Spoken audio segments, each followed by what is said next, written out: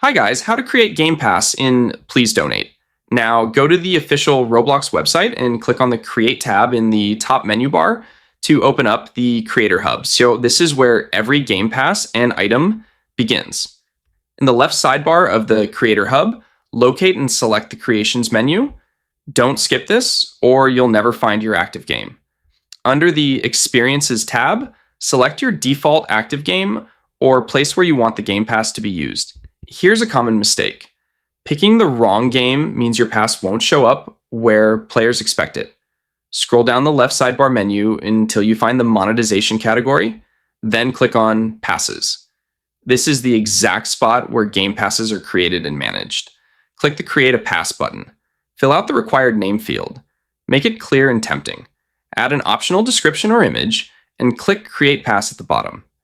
Pro tip: a custom image sells way better than the default icon.